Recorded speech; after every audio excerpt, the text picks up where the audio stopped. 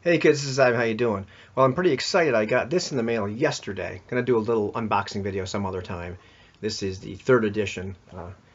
All all women artists. Really cool. Anyhow, one thing that I've talked about before, and I certainly didn't invent this concept, is having a shared vocabulary for gaming is very important because we end up talking at cross purposes. We say words like story, and everybody means something different, and we all think we're talking about the same thing, but we're not. And there's a great video by Runeslinger and Same Old G talking about like a vocabulary for gaming. And something I learned very recently by accident was it's also very important to have a shared vocabulary when you're talking about something like probability and game mechanics. And what the heck do you mean when you're talking about all this?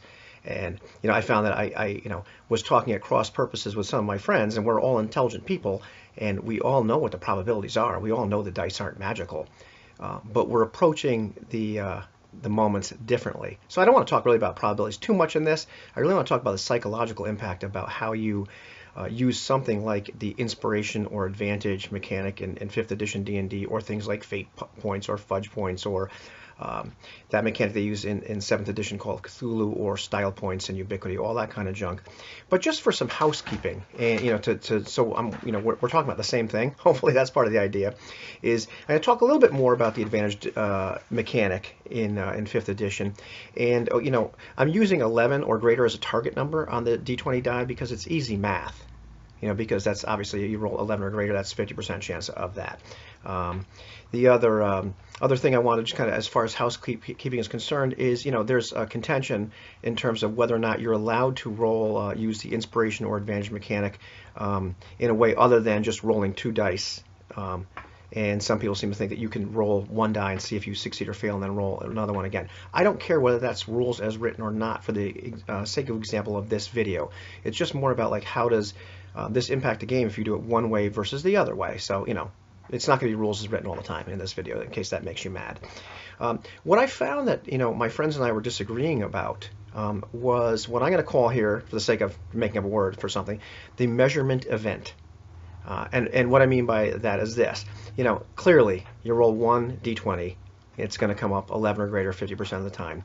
If you roll 2 20-sided dice, no matter whether you roll them simultaneously, one at a time, do it conditionally, etc., the chances of at least one of them coming up with an 11 or greater are going to be 75%. Doesn't really matter, okay?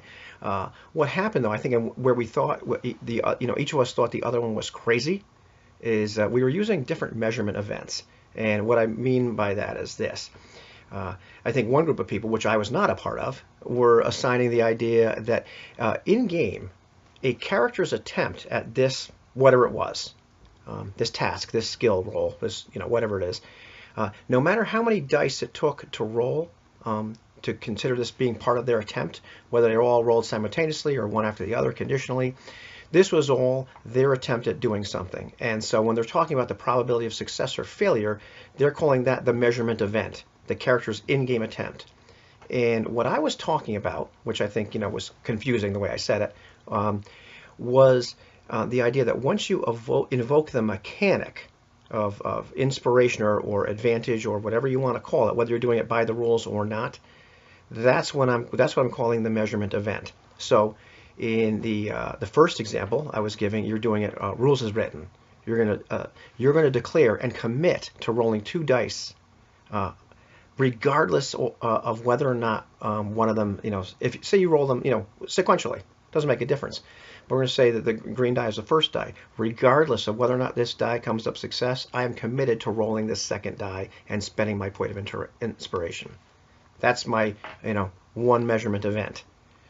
The other way of doing it, whether it's rules as written or not, is I'm going to roll my first die, and then, and only then, conditionally, if I fail, then I'm going to draw the line and say I'm going to invoke the mechanic and use my point of inspiration.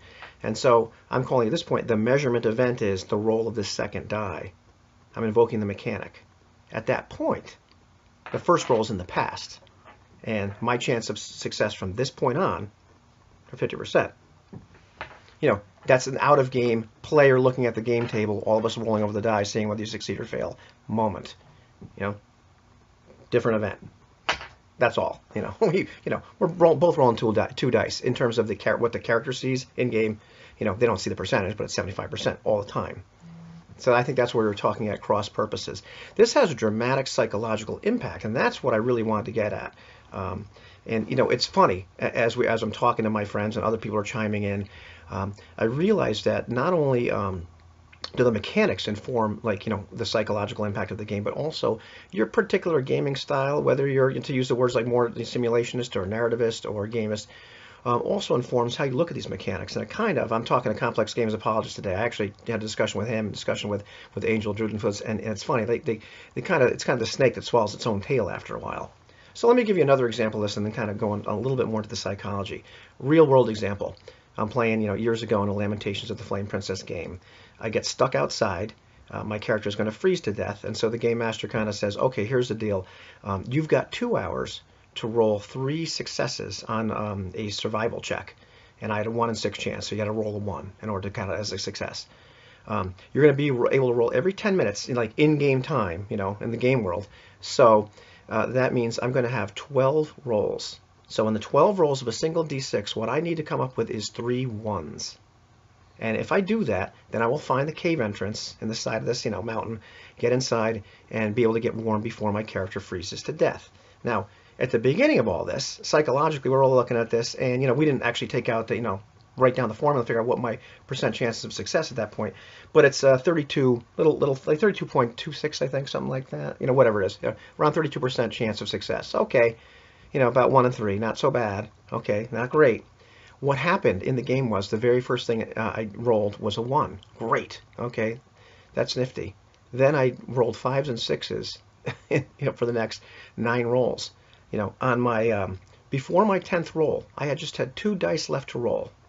Okay, and I needed 2 more 1s.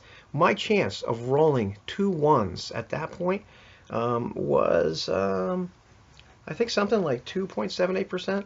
Whatever it was, not great, not great. So that informed our decision. That informed our psychology at that point at the table. Because we were like, man, this probably isn't going to happen, dude. And then, I rolled a 1. Great. So now we're all crowding around this last die. I breathe a sigh of relief because now my chance is 1 in 6 at the end. What was my global chance overall? If you're taking the measurement event as all 12 of those rolls, okay, yeah, so I have that 32-ish% chance of success, and that was true in the game for my character. But from a in-game perspective or out-of-game perspective, where we're the players all looking at me rolling this die on the table, when it was you got 2 more dice to roll and they better all come up 1, chances were very bad, at that moment, because the line had been drawn in the sand. The measurement event at that point was just those 2 dice, and I need to roll 1s both times. Psychologically, that was very tense. And then, I breathed a sigh of relief. I don't think they cared. Maybe. I was only a couple levels up at that point, so they could replace me. But, and then, it's still at the very last die. It's like, man, I got to roll a 1 on this last one. There's no more chances. And it's 1 in 6 chance at that point. So you get it. Psychologically, that has a big impact. The other thing we were talking about, Angel mentioned something. Angel Drudenfuss mentioned something that I hadn't thought of, and that is this: that from a narrative standpoint, having this using inspiration in a sense where you roll 1 die and see whether it succeeds or fails, and then you get to roll the next die. You can say we can fluff that out pretty good and say, what this means is, you roll this first die and it fails. And that represents, in game with your character is really kind of faltering and stumbling, and they're just not really getting there. And then rolling the second die represents them, kind of rallying to really give it their all. And then, should they fail, well, they fail, they rally, and they fail. But if they succeed, at that last second, they push through. And so you can narrate that in that way. I really hadn't thought of that. I was like, well, that's kind of neat.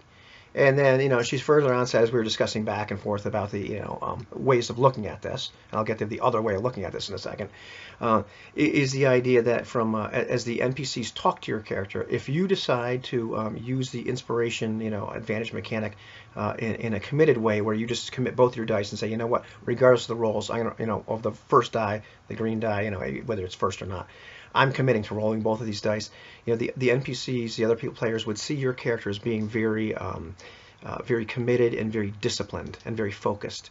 Whereas if you rolled, if you're just rolling one die, and then finally you're stumbling and have to redouble your efforts, roll another die, that you would be seen as kind of like more chaotic and undisciplined and whatnot. I mean, so to me, that was very interesting. I wouldn't have thought of fluffing out a mechanic like that in that way, but you could see that the way this mechanic works would really kind of inform how you narratively play the game. The funny thing is, complex games, Apologist and I, we both had the same exact reaction. We said it. He beat me to the punch in type, I think. Maybe. I think we were typing, and one of us was typing on the response to the video, and one of us was typing, in the Facebook group. And I'll tell you what, I haven't played with anybody that, given the opportunity of either rolling both dice at once and committing to using both of them, committing to using that precious point of inspiration, or rolling the first die and waiting and seeing what happens, and then, and only then, committing to spend the next point when there's already a failure. All of my friends and I would say, no, dude, don't commit yet, because you can conserve your resource. You don't have to commit that point of inspiration, until you really need it. So don't be an idiot. Wait. And so that's a very, game theory, kind of thing. And I forget how CGA said it, but it was funny.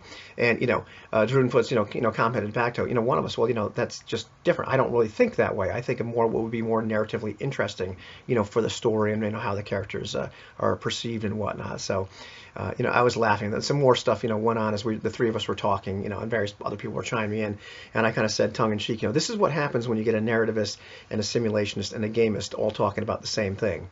You get this, cacophony of like, what the heck are they talking about? And the same terms flying back and forth. And, CGA's, well, which one of us is a gamist? Are you calling me the gamist? I'm like, yeah, you're the gamist, pal. And so I'm going to rib him a little bit, neither here nor there, when it comes right down to it. But, that was very psychologically interesting. The other things as we were talking back and forth, we had some private conversations too. Something like Ubiquity's style mechanic. You commit to using those style points. Regardless of whether or not before the rolls are made. If you have to roll with them, you're already committing. I'm spending these style points. And whereas in something like that has one psychological feel, just as if you use the rules as written, I believe, method of inspiration, where I'm going to commit to using both of these dice, versus the psychological impact of something like Fudge. And I remember playing, in JDR D30's little one-shot game, the Apodic Fudge game we played at Brigade Con, where you don't have to. If I understand it correctly, the way we were doing it is like you save those Fudge points for when you fail a roll. And then you're like, okay, dude, I want to spend my Fudge point, which kind of guarantees you a success. And it was very funny because, all of us, I think to a man, failed this one stealth roll on JDR D30. Francois was like, are you sure you want to use a Fudge point now, Ivan? Are you sure? Because otherwise the guards would kill us all. So, yes, of course I'd like to. But, that psychologically was a lot different. It wasn't me, just, committing to this and saying, okay, I'm going to put down this resource now because I might need it, versus the idea of like, well, I've got this Fudge point in my back pocket, so I'm not gonna commit it now. What if I need it? It's there, and it'll get me through this one jam. So how those mechanics are, I can see your complex games. Paul just gloating a little bit. The mechanics do inform, the psychological feel of play, and how the game feels to you at the table. But it's converse is true. I don't know if it's reverse, whatever the heck it is. The idea is that the way you approach the game in the first place, from a narrativist, gamist, simulationist, whatever, whatever's important to you or whatever you focus on, is going to inform like how you look at those mechanics, So, and once again, back to my original point, way back when, which I probably just explained wrong, which is why, we're all talking about different measurement events. One of us, one group of us is talking about like the character's global attempt, regardless of all the dice rolls, and you've got me on, the other side with some people saying, no, I'm talking about like when the mechanic's invoked, like how many dice rolls do we have left from this point on, being the chance of success. It's different. When I had those 12 d6 rolls to go, and I had to roll 3 1s, okay, that was a little tense, but okay, it's doable. When man, I've only got 2 left, and I need to roll 2 more 1s, very tense. So a lot of things, impact how the game feels. So hopefully that clears up some misunderstandings. But it's more than that. My intent with this video really is to talk about the psychology of those game mechanics, how they make the game feel, and how your approach to the game can make the game feel as well. Like how you view those mechanics. So yeah, the snake that swallows its own tail. Very convoluted.